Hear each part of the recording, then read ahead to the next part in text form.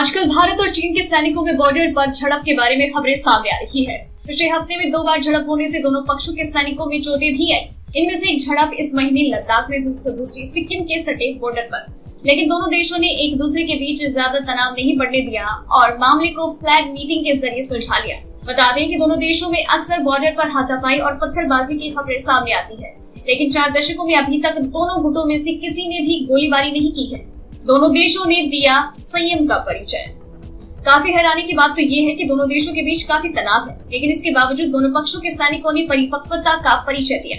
जहां दूसरी तरफ भारत पाकिस्तान बॉर्डर पर तेज रोज गोलाबारी हो रही है, तो वहीं भारतीय और चीनी सैनिक खून खराबे जैसी हिंसा में विश्वास नहीं रखते।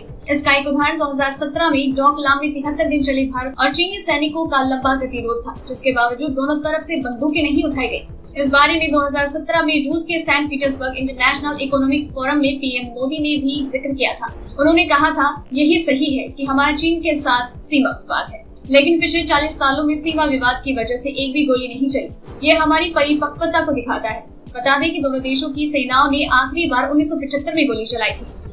फ्लैग मीटिंग के जरिए निपटा लिया जाता है विवाद। सीमा विवाद सैन्य टकराव में इसके लिए दोनों देशों की तरफ से पुख्ता व्यवस्था की गई है। दोनों देशों के बीच तनाव की स्थिति में फ्लैग मीटिंग के जरिए विवाद को निपटा लिया जाता है। इसमें ब्रिगेडियर स्तर के अधिकारी हिस्सा लेते हैं। ये फ्लैग मीटिंग नियमित होती रहती है। बॉर्डर मैनेजमेंट के लिए दोनों देशों के बीच बातचीत का सिलसिला चलता रहता है। इसके अलावा सैनिकों ने अपने लिए कुछ नियम भी बना रखे हैं। दोनों ही देशों की तरफ से अग्रिम पंक्ति में तैनात सैनिक के पास आमतौर पर हथियार नहीं होते। क्यों होती रहती है हाथापाई, लेकिन दोनों देशों के बीच झड़प और हाथापाई आम है। ऐसा लगता है कि कुश्ती चल रही है।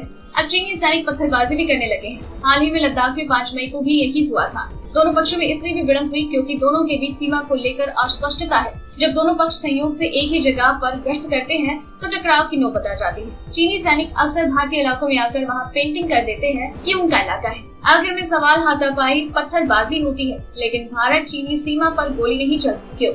जवाब है पंचशील समझौता।